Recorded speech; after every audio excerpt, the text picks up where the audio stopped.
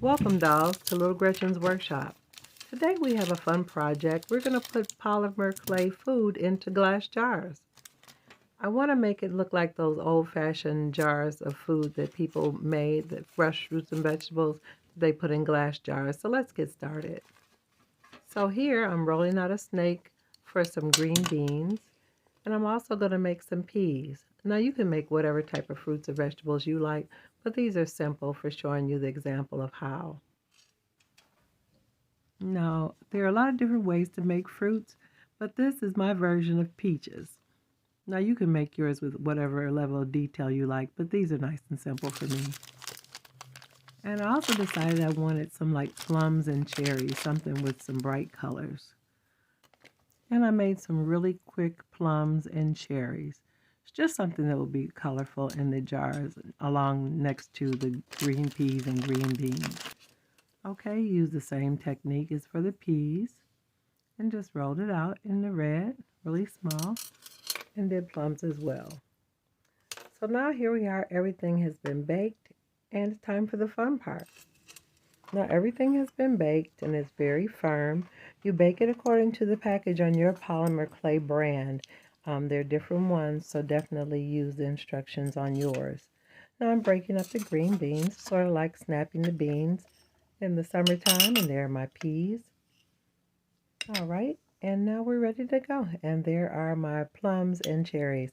That doesn't look like much, but these jars are really tiny. And found these at the local dollar store in my area. Okay, so these have a cork on them.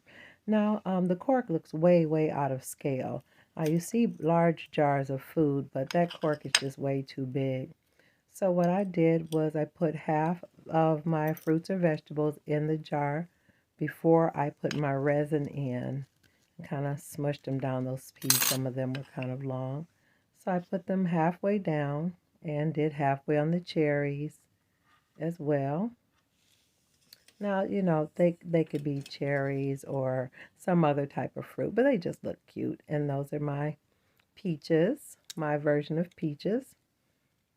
And then there are peas or possibly olives based on the size. All right. So I did them all halfway, just letting you see that I did them all halfway. And I did have a few green beans left so that after you put the resin in, you can add some more on top to top it off.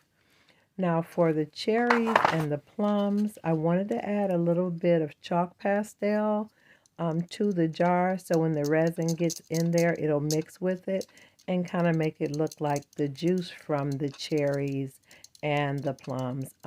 Yeah, this was kind of just a haphazard way of doing it. There's a lot neater ways to do it, but that's the way I did, and just brushed a little bit in there, but because a little bit goes a long way, and just kind of dust it in there. And after it gets mixed with the resin, it'll make a nice color for the juices.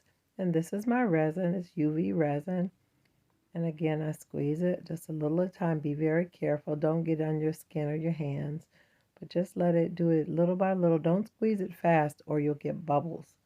And sometimes bubbles aren't bad, but you don't want them in your jars of food and fruit. Okay, and then I added a few extra green beans just to kind of top them off because the jar looked a little sparse. Okay, the bean jar looks a little better to me now. All right, now we put in the resin into the cherries. Now it already has the red chalk pastel down at the bottom. So I'm going to put it in halfway so I have room to stir it up. Stir up the chalk pastel. And I'm just getting a little extra on my toothpick just so it'll give a nice color. Now this part is a little bit messy. I'm probably messier than most, but just keep your little towel nearby and be careful not to get it on your hands. But it's really worth it because it's going to make it look really cute in the end. Now that does look red, but as it settles down, it's gonna take on the color of the clay. All right, and here we go with the peas or olives. I said olives because those are kind of some big peas, but from a distance or inside a cabinet, it won't look out of place. Okay, so after you get the amount that you want in the containers and you got everything set, you got the resin in, you just kind of want to arrange things. Now, these were my peaches. I really didn't put any color into the peaches. I just kind of wanted them clear for them, but I had to be really careful. I didn't want to put that toothpick that had the red on it in it. But see my green my peas or olives because they're kind of big. And they're the green beans. I don't know why those green beans gave me so much trouble. And then there are my cherries. All right, and I'm going to wipe off the top of that to just kind of clean it up. But that's just a chalk pastel. And our plums. And see how you can see the color? So I topped off the peaches a little bit because I just wanted to make sure that they were, they were a little bit fuller. And I'm just checking everything because before you put it in a light, everything has to be in order because after it comes out of the light, it's hard. Okay, just trying to make sure I do my finishing touches here and got everything all set. So here's my little UV light. It's the same type that people use for nails, but since my items are small, it works. Okay, just push them in there, turn the light on, and here we go. We've got 5 little jars of food. Don't they look cute? Got peaches, green beans, cherries, plums, and either olives or peas. Now, I do keep the corks, but I don't use them the way that they were originally intended.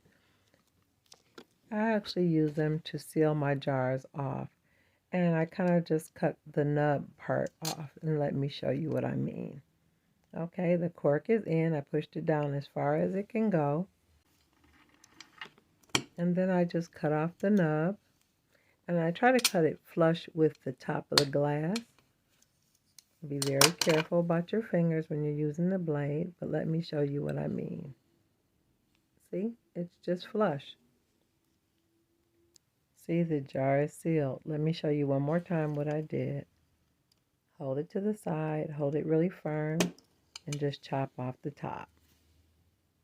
See, it's nice and smooth and flush. Your jar is sealed. Okay, so these I've added glue to the top.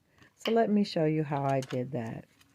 I just put a little bit of glue on the tip of a toothpick and just kind of more or less tried to press it into the cork because I want the cork to get, when it dries, to be hard.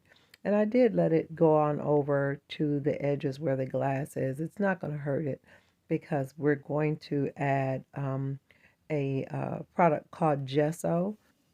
Now everything is dry. So here we go with the gesso. And again, it's a medium that has a little, I guess they call it a little tooth to it or bite. It just makes it easier to paint really slick surfaces like glass or even plastic. So I'm just adding it to the top of the jar where the rim is. Will make it a lot easier when I put the paint on it for those particular jars. And I actually do all of them, but some of the jars I'm actually going to do a different little treatment on them. Take your time and make sure you cover the entire rim. And you may want to go under the bottom of the rim a little bit. You'll be able to wipe the gesso off like with a little Q-tip or something. I'm doing it with my nail, but that's not the best way. Just a little damp Q-tip, you'll just be able to wipe it off. Just really, really quick before it dries. And even if it dries, you can scrape it off with a file or something. Yeah, it'll come off. Not a big deal. Okay, that's why I say take your time. Okay, so now where the gesso has dried, and so a couple of them I'm just going to paint the top of the jar black. No, on second thought, I think I'm going to paint it black, and then I'm going to top it with a silver. See, that one's all done. You can see how cute those cherries look in the bottom of that jar. See how nice that is? Now the top looks a little rough, but I like that little dimpled effect. So if you've been following along on Little Gretchen's workshop, you'll know by now that I really like burlap. It's always available, always has. It's one of my first things I used when I was a kid making miniatures. So here are the two jars that I'm going to paint with the Testor's silver. And it'll just make it look as though the lid to those jars are metal. And it really gives a really nice metallic effect. Now, if you prefer the tops of the jars, you could have sanded that smooth so it wouldn't have those little dimples. But the dimples don't bother me at all. Okay, and I did both of those with just one single coat of the silver. And I thought it looked really cute. Now you can add labels to your jars. You could like find maybe like some stickers, or you may get your own labels printed up. But for right now, I left them plain. But there's so many different ways you can decorate these to make them look really great in your scenes. Okay, painted that one silver as well. And then we went on to the part that I really, really wanted to show you. Now there's my little strings of burlap. And I saved little bits and things like that because they always come in handy. And these are some scrap pieces of fabric that I had on hand. And I thought some of them would look cute as far as the colors to coordinate with the food. Now you don't necessarily have to coordinate it with the food, but I do. And I'm using Fabric Fix because it grabs really quick. Put a little bit on the top of the lid. And then I began to wrap the little strand of burlap around the neck of the jar. Okay, and you tie it. And to keep the ends held down, you just put a little dab of glue just to smush it together to keep it around the neck of the jar. And that's about it. And you trim the fabric just so it won't be covering up the look of the vegetables and fruit in your jar. And I tried a couple different colors because I wanted it to look assorted. I didn't want to look like everything was done on the same day. So I wanted to do them in different shades. And then you have different color scraps. So it gives it a nice variety in the image of your scene. Okay, and that's the last one. I'm going to trim that one out. It turned out really, really cute. I'm very satisfied with these. Now, if you're enjoying the videos that I've been making here on Little Gretchen's Workshop, I sure would like you to let me know in the comments. And also like, share, and subscribe so you can be one of my dolls in my collection. I really do appreciate our time together, and I'm looking forward to you being with me on many, many more videos here on Little Gretchen's Workshop. Be sure to check out the Rooming House Dollhouse videos so you'll be up to date with what's going on. Thanks so much for watching, dolls. Bye-bye.